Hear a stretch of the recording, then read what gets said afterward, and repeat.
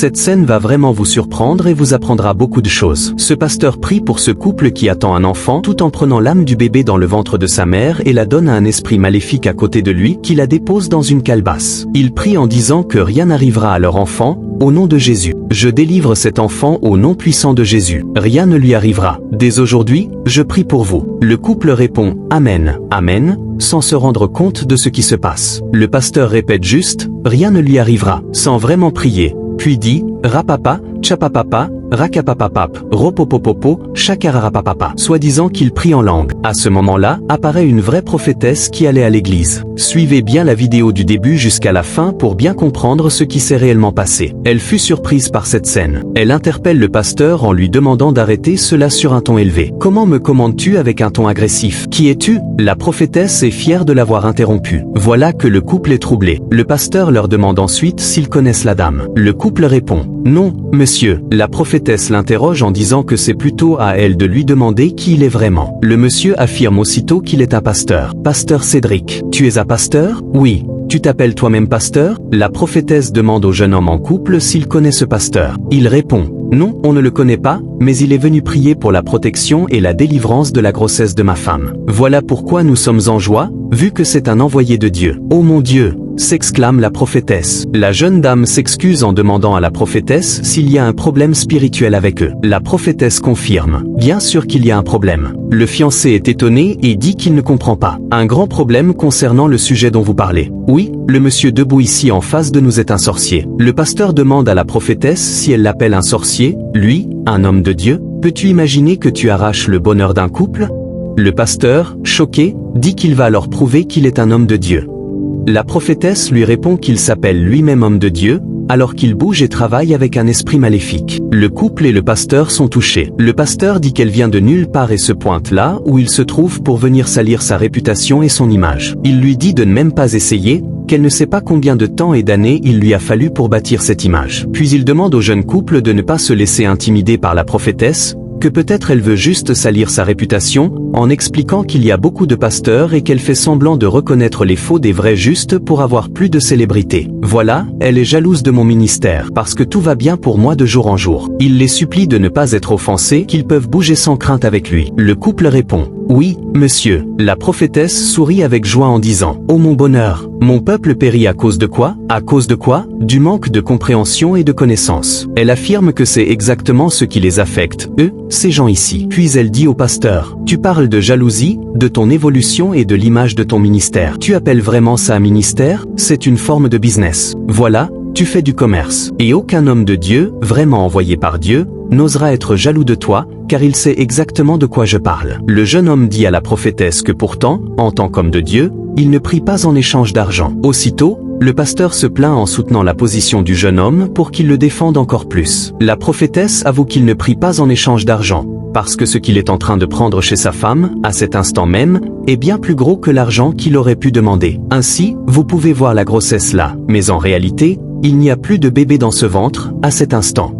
La femme demande « C'est vraiment vrai ?» Le pasteur affirme que la prophétesse est une menteuse, qu'elle essaie de contredire tout ce qu'il dit, et que l'enfant est bien là, qu'elle peut elle-même voir. Donc cette prophétesse est vraiment folle. La prophétesse fait comprendre au jeune couple que s'ils croient en ce pasteur et le prennent comme guide, ils risquent leur vie, car cet homme, soi-disant pasteur, est un sorcier, et il y a un esprit maléfique avec lui, debout juste à ses côtés. Aussitôt que la prophétesse dit cela, le couple vérifie, mais ne voit rien. Étant donné que l'esprit maléfique est invisible, il disparaît pour ne pas se faire démasquer par la prophétesse. Le pasteur continue à leur faire croire que la dame est folle. Le jeune homme, troublé, leur demande de ne pas les amener à se perdre. Il leur demande ce qu'ils ont réellement, et que si ce n'était pas leur cas, en ce moment, ils seraient en train de se chamailler. Le pasteur demande au jeune homme s'il peut dire à la prophétesse d'arrêter de les tourmenter. La prophétesse demande « Celui qui les tourmente là ?» Le pasteur affirme que c'est elle. La femme enceinte hausse le ton, comme un enfant réclamant le silence, puis leur demande s'ils peuvent arrêter de les embrouiller. Voilà, on est en confusion, c'est comme un jeu d'enfant ici. « Qu'est-ce qui se passe là ?» s'exclama-t-elle en réclamant si elle ne pouvait pas avoir la paix du cœur. La prophétesse réplique en disant que si c'est elle qui les trouble, alors elle devrait partir et ne plus les déranger. Le pasteur insiste pour qu'elle parte et le laisse continuer sa prière. L'homme s'excuse auprès de la prophétesse et lui demande de ne pas être offensé.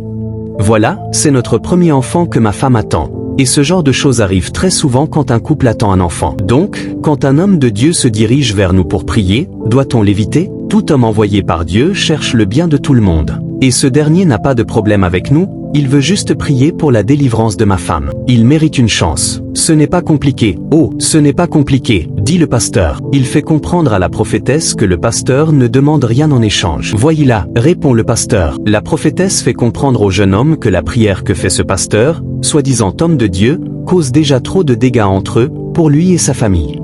Le jeune, dépassé par la situation, dit qu'il est fatigué d'être confus de plus en plus.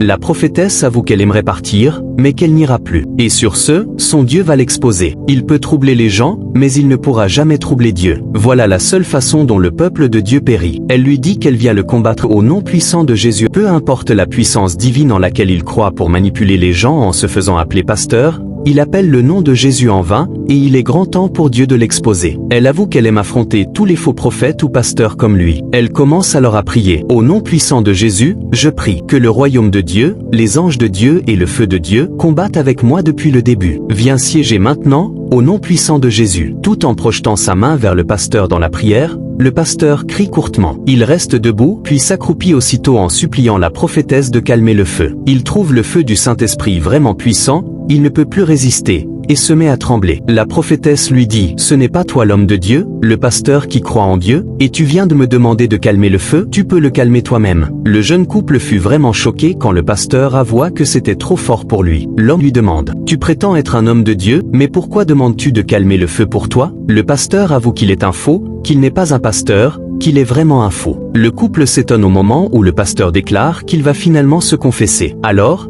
il dit qu'il n'est pas vraiment un homme de Dieu. « Je suis envoyé depuis un royaume des esprits maléfiques qui m'ont donné un pouvoir pour aller dans le monde. Et si je croise une femme enceinte, je dois être accessible, gentil, prier pour sa protection divine, tout en extrayant son bébé. Et d'ailleurs, celle qui se trouve ici, je lui ai déjà arraché son bébé, en le donnant à un esprit maléfique qui était à ma droite pendant que je priais. Cette dame s'est déjà enfuie avec. » Le couple commence à se lamenter en appelant la prophétesse homme de Dieu. La femme se plaint en pleurant, pendant que l'homme tente de se disputer avec le pasteur, prêt à lui faire du mal s'il ne ramène pas leur bébé.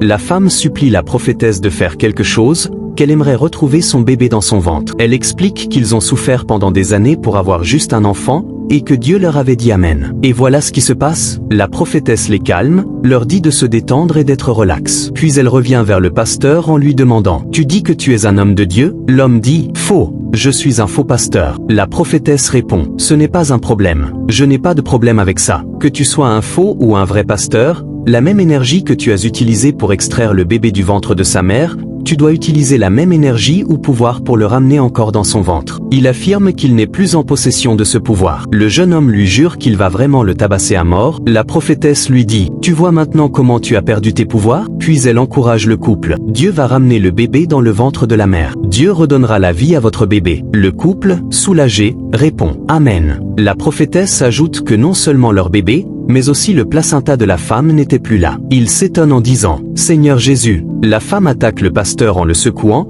tout en lui demandant où se trouve son bébé et son placenta. L'homme, lui aussi, essaie d'agresser le pasteur à nouveau. La prophétesse les empêche, disant, « Ça suffit ainsi. » Elle les calme, leur dit de ne pas s'inquiéter, que Dieu va ramener le bébé dans son ventre maintenant. Ils répondent, « Amen. » Alors, sans panique, ils commencent à prier. « Au nom puissant de Jésus, je lis ma joie et mon espoir en toi, et je m'incline devant ton royaume pour l'avoir encore. Comme tu l'as fait dans le passé, dans le nom puissant de Jésus, ramène ce bébé et son placenta maintenant. Au nom puissant de Jésus, Amen. » Subitement, la femme remarque un effet bizarre dans son ventre. Tous remercient Dieu quand la prophétesse leur confirme que le placenta est bien revenu, ainsi que le bébé. Ils répondent « Amen » et remercient la prophétesse du plus profond de leur cœur, car à ce moment-là, la femme commence à sentir le bébé bouger dans son ventre. La prophétesse les félicite puis elle se rapproche du pasteur à nouveau et lui dit « Homme de Dieu, voilà, Dieu est comme ça. Tu dis que tu es un homme de Dieu, mais non, moi, je ne vais jamais t'appeler comme ça. Tu es plutôt un homme de la mort. Maintenant, je ne veux pas mettre fin à ta vie. La seule chose que je peux faire pour toi, c'est t'aider à donner ta vie à Christ. » Le pasteur répond,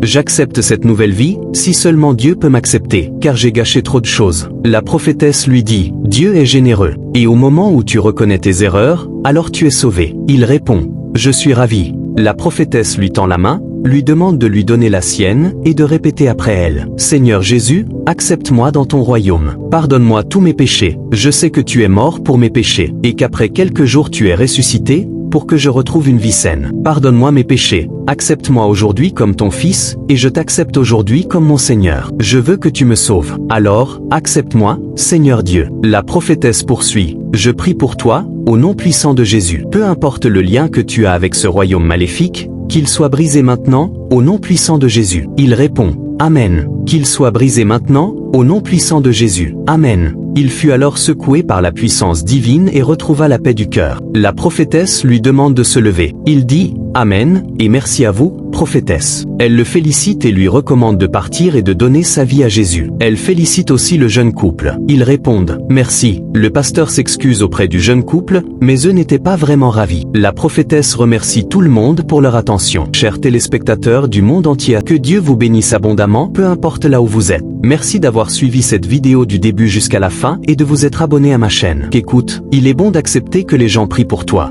mais ne te laisse pas emporter au point d'oublier ton discernement spirituel. N'importe qui peut t'arrêter en route pour te dire qu'il veut prier pour toi. On peut t'accepter, oui, mais tous n'ont pas les mêmes intentions que toi. Dans la vie, tout ce qui brille n'est pas forcément lumière. Apprenons à ne pas confier notre destinée à n'importe qui sous prétexte qu'il parle au nom de Dieu. Car même le diable sait utiliser les mots de la foi pour tromper les cœurs purs. Soyez vigilants, priez, mais veillez aussi. Personne avec les mains jointes, si cette histoire vous a touché, abonnez-vous à la chaîne Film Africaine. Commentez, likez la vidéo et surtout activez la cloche de notification et partagez autour de vous.